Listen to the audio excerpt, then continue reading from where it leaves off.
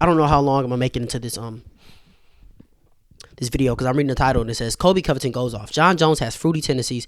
Ian Garry does nothing, in all caps, for me. Well, Ian Garry does more for you than Joaquin Buckley does. So that's some. I'm already. Look, man, this guy's nauseating. This guy's super nauseating to me. How you doing? How's your mom? How's your family? I'm sorry. How rude of me. This guy's nauseating to me. And before you say, Cam, it's just a character, relax. I know. But if I want a character, I'll watch WWE. I get their partners, but John Cena ain't coming to UFC. Okay. Jon Jones ain't finna go fight Cody Rhodes for the World Heavyweight title. You get what I'm saying? So I don't. And the character would always. It would be cool and if it translated into the octagon. And the truth is, it doesn't. This video's already 25 minutes. I can tell you right now, I'm probably not going to make it all the way through before I just say I've had enough. Hopefully we get to the Ian Garry. Hopefully, we'll see. But let's get into it. React on how only I could do. We got Mac Life. Shout out to the Mac Life. That cheap ass suit, bruh. I'm going to start this off, since I'm the man of the hour, the man of the show. I want to ask LeBron, what does he mean by there's no party like a Diddy party? I truly want to know. And not only... Bro, I'm about to click off right now, bro. Like, see you again. A bit of a historical moment for me. I've never seen someone streaming Media Day on Colby Chaos TV at the same time as we're asking you questions. So that's a bit of a history for you there. Talk to us about this fight, how it got made, what made you accept a fight with Buckley, and talk about the journey it. on how you got here. Yeah, so I called the UFC when Bilal had a pager on his foot and he backed out because I guess the pager exploded on his ankle and messed up his toe, which is just weird. You guys need to ask Bilal, why is he wearing pagers around his ankle? It's just weird. But so he pulled out of the fight. So I called the UFC and volunteered. I wanted to fight Shavkat. That was the fight I wanted. I think he's all hype. He hasn't fought anybody at my level. And they would have gave it. They would have gave it to you though. They would have gave it to you though. Fight, so I was excited to fight Shavkat, but the UFC had already had other plans that said, hey, we're going to do the other fight with the cuck, Ian Garry. So, they wanted to do that fight, but they're like, hey. Ian Garry was the last person called, Colby. We need to fill this main event with Joaquin Buckley at Tampa. He's not a star. He's a bum. He's a nobody. So we need someone to sell this show. Can you be a company man? Come do it. I said, absolutely, Hunter Campbell. Whatever you need, man. I'm a company man. I love this company. God bless the UFC. Can't tell you ain't fought in like a year, bro. What a great opportunity to fight my home state and defend home turf in Tampa, Florida. 3 hours up the road from where I live in Miami, Florida. So, it's just a beautiful opportunity. I'm excited to be here. Thank you, UFC. Joaquin says that you guys have met before, and there was a time actually before your fight with Usman, the first fight, that he asked to train with you. And he didn't want to get no rounds in. So he says you actually have somewhat of a relationship from back then. Do you remember those days when you were training? I was going to say no. Yeah, I mean, I offered him to train. He'd come train in strength and conditioning class with me. I'm like, hey, come jump in conditioning class with me, man. I got no issues with you. He wasn't in the same division. He wanted to get rounds. At the time, he wanted rounds. So. See, I watched the Mighty Cast. I watched Joaquin Buckley. I watch all the media. Just because I don't post it here, I watch it all. Joaquin Buckley wants to get rounds in. And Kobe would say, show up I'll be there at 3, and he won't show up. He wants to get rounds in. Hey, come on up, Rounds. I have no problem or beef against not conditioning. So, yeah, we train together. Nothing wrong with that. Feels like a rare occurrence for you these days, not having beef with the guy you're about to fight. He must be quite refreshing for you.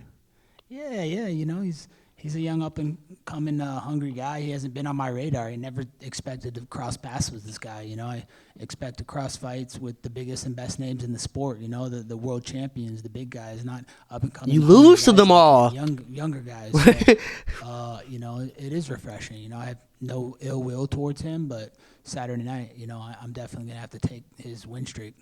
For you then, is this the perfect opportunity to remind everyone that actually you're still one of the best in this weight class, and this guy is a hungry, rising talent that you can prove, like, hey, he's good, but he's still not as good as I am at this level? Yeah, absolutely. People have been trying to trash my name for too long when I fought the best fighters in the world for, 8-10 years straight. So this is my opportunity to come out, beat a young, hungry, up-and-coming comer that's on a long 5-fight win streak and, has a lot of hype behind his name. And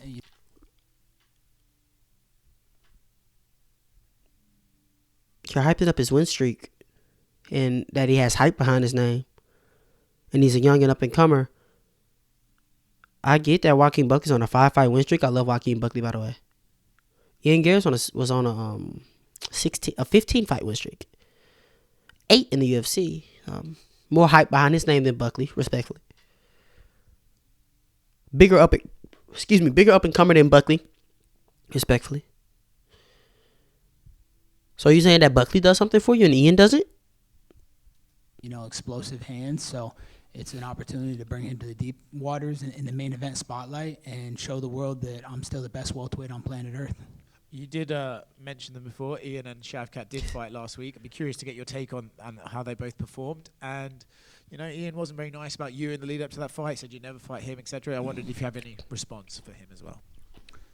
Yeah, I mean, he's a cuck. He sits in the corner while his wife gets dogged out by the nutritionist. Isn't that just weird? Like, I don't know why more people don't, talk about that. It's just disgusting that he brings the last name of your wife's ex-husband. Colby, you're 36, bro. My thing is hey, he does nothing for my career. What does he do for me? He's an absolute nobody who's beaten nobody. So I told him, hey, if you want this fight, just answer the 3 stipulations. Turn on your comments.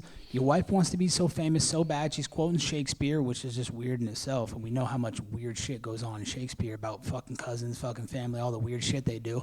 But, hey, you want to be famous, make a video begging for the fight.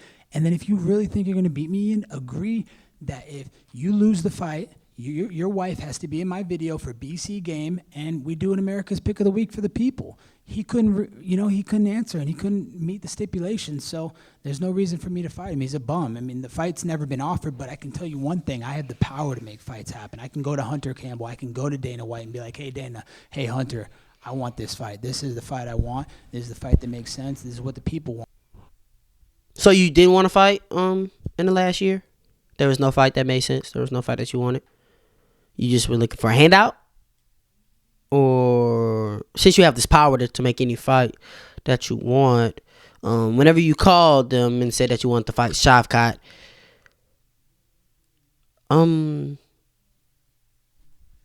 why didn't they make it? Why did they have other plans?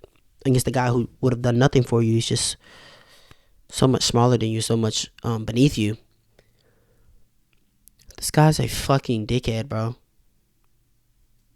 But he couldn't make those 3 stipulations happen, so I don't have time for him. He's irrelevant. Like, this guy's wearing no shirt underneath his blazer. Like, fuck is you doing, bro? And Saturday night's going to be explosive. You don't think at one point you'll fight? I'm trying to make it through, guys. If he meets those stipulations, all he has to do is turn his comments on. Like, why is he so sensitive with the fans? All he has to do is have his wife make a video. She loves making videos. She's making videos to Sean Strickland, trying to quote Shakespeare like she's so smart. And this. If Colby somehow wins this fight, which would be a miracle, the UFC will probably offer him Colby versus Ian Garry, #1 contender, and he'll probably accept. If there's title implications on the line, or, and he'll probably be like, you know what? I'll give you a gift, Ian. I'll give you a Christmas gift, Ian. A late Christmas gift, Ian. Like, come on, it's fucking. Now she loves to put herself in the limelight and act like she's a part of the business. So, and then if he's so confident, let's put a risk on the table. If you lose, she's got to do a video with me for my new sponsor. What are BC you Game. risking? Otherwise, I don't have time. It's just a waste of my time. He's a fucking cuck. I don't want to fucking go with a cuck. Who knows where his hands and his fucking whole body, what type of fluids are on him and shit. Like, that's just disgusting. And on the other side of that, what'd you think of Shavkat, like, as far as his performance? And now it looks like he's gonna fight Bilal Muhammad. So what did you think of his performance, and what chances do you give him against Bilal? I didn't watch the fight. I was too busy, doing some other things, doing some streaming on my new Twitch for BC Game. Shout out to all my fans out there on Twitch that were live streaming, watching me right now. Got a lot of love for them. I got bigger things to do than watch these up and coming nobodies that haven't accomplished. Fucking dumb.